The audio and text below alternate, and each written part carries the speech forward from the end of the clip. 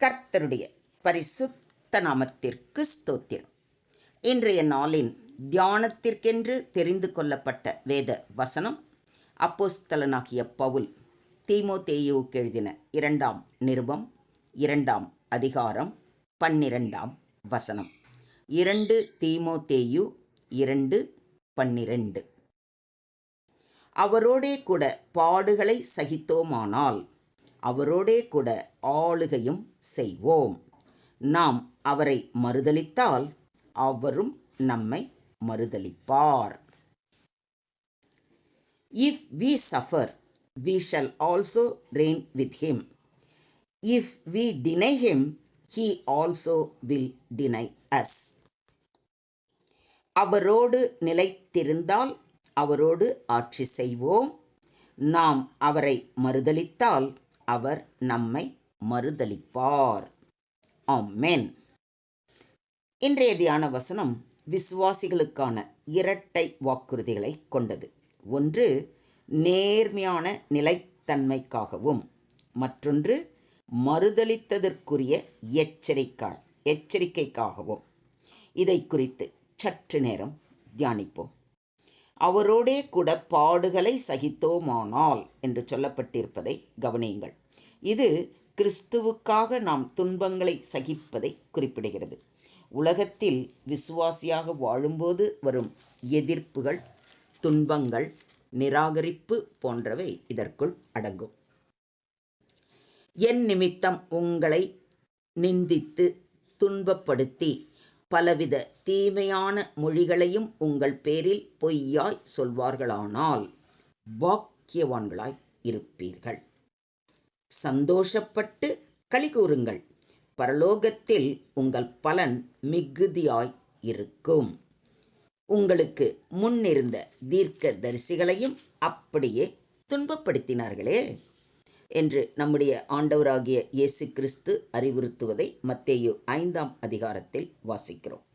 உலகத்தில் உங்களுக்கு உபத்திரவம் உண்டு, ஆனாலும் திடன் கொள்ளுங்கள், நான் உலகத்தை ஜெயித்தேன் என்றும் நம்மை ஊக்குவிப்பதை யோவான் 16:33 வாசிக்கிறோம். உண்மை விசுவாசிக்கு இந்த பாடுகளுக்கிடையே மனப்பூர்வமாக இயேசுவுக்காக நிலைத்திருப்பார்கள். அவரோடே கூட ஆளுகையும் செய்வோம் என்று உறுதி அளித்திருப்பதை கவனியுங்கள். இது எதிர்காலத்தில் ஏற்படவிருக்கும் மகிமையை குறிக்கிறது. இயேசு கிறிஸ்துவோடு நாமும் கிறிஸ்துவின் ராஜ்யத்தில் பங்கு பெற்று ஆளுவோம் என்பதை வாக்குறுதி செய்கிறது. முதலாம் உயிர்த்தெழுதலுக்கு பங்குள்ளவன் பாக்கியவானும் பரிசுத்தவானுமாய் இருக்கிறான். இவர்கள் மேல் 2ஆம் மரணத்திற்கு அதிகாரம் இல்லை. இவர்கள் தேவனுக்கும் கிறிஸ்துவுக்கும் முன்பாக ஆசாரியராயிருந்து அவரோடே கூட 1000 வருஷம் அரசாளுவார்கள் என்று வெளிப்படுத்தின விசேஷம் 20:6 வாசிக்கிறோம். நாம் பிள்ளைகளானால் சுதந்திரரும் ஆமே, தேவனுடைய சுதந்திரரும் கிறிஸ்துவுக்கு உடன் சுதந்திரரும் ஆமே. கிறிஸ்துவுடனே கூட நாம் மகிமைப்படும்படிக்கு அவருடனே கூட பாடுபட்டால் அப்படி ஆகும் என்று பவுலடிகளாரும் மிக தெளிவாக கூறுவதை ரோமர் 8:17 வாசிக்கிறோம். துன்பங்களை தாங்குகிறவர்களுக்கு தேவன் மகிமையின் கிரீடத்தை வழங்குவார். நாம் அவரை மறுதலித்தால் அவரும் நம்மை மறுதலிப்பார். இது கடினமான எச்சரிக்கை. யாராவது இயேசுவை மறுத்து அவரை முற்றிலும் தவிர்த்து விலகிக் கொள்கிறார்களோ அவரையும் இயேசு மறுப்பார். மனுஷர் முன்பாக என்னை மறுதலிக்கிறவன் எவனோ அவனை நானும் பரலோகத்தில் இருக்கிற என் பிதாவின் முன்பாக மறுதலிப்பேன் என்று இயேசு கூறுவதை மத்தேயு 10:33 வாசிக்கிறோம். இது ஒரே ஒரு தடவை குளறுபட்டது அல்ல. இது நிச்சயமான மறுதலிப்பும் அனுதாபமில்லாத திருப்பமின்மையும் அடங்கிய நிலையை குறிக்கிறது. ஒரு விசுவாசியாக வாழ்வது எப்பொழுதும் சுலபம் அல்ல.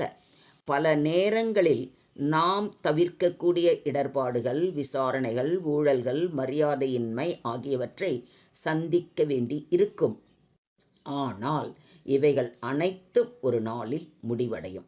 உலகத்திற்காக அல்ல, கிறிஸ்துவுக்காக வாழும் இந்த பாடுகள் நமக்கு நித்திய மகிமையை தரும் என்று பவுலடிகளார் நம்பிக்கையுடன் எழுதுகிறார்.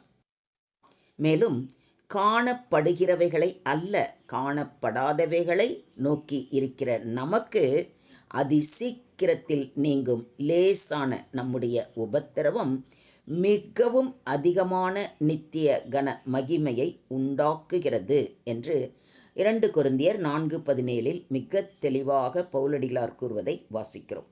இந்த உலகத்தில் நாம் கீழ்த்தரமானவையாக பாவப்படுத்தப்படலாம். ஆனால் ஆண்டவர் வரும்போது அவர் நம்மை மகிமையோடும் அதிகாரத்தோடும் தூக்கி பிடித்து அவருடன் ராஜ்யத்தில் ஆள செய்வார் என்பது உறுதி. இதை விசுவாசிக்கிறீங்களா? விசுவாசம் என்பது ஒரு நாளின் உணர்வு அல்ல, நிலைபேறான வாழ்வு முறை.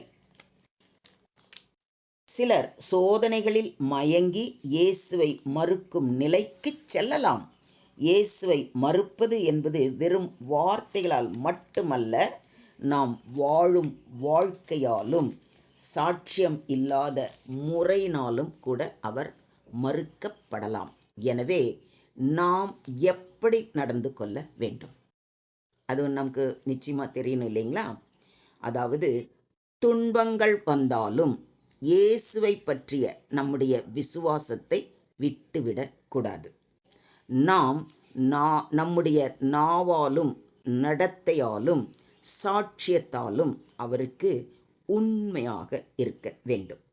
நமக்கு ஏற்படும் இடர்பாடுகள் தற்காலிகமானவை, ஆனால் அவரோடு ஆளும் பரிசு நித்தியம். மொத்தத்தில் இன்றைய தியான வசனம் மூலம் நாம் கற்றுக்கொள்ளும் பாடம், இயேசுவுக்காக நாம் துன்பங்களை சகித்தால் அவர் நம்மை சேர்த்து கொண்டு ஆட்சி செய்ய வைப்பார். ஆனால் நாமே அவர் எந்நாளும் தேவை இல்லை என்று மறுத்துவிட்டால் அவர் நம்மையும் மறுத்து விடுவார். இயேசுவுக்காக நாம் வாழும் ஒவ்வொரு நாளும் நமக்கு ஒரு மகிமையுள்ள எதிர்காலத்துக்கான விதையாக இருக்கிறது.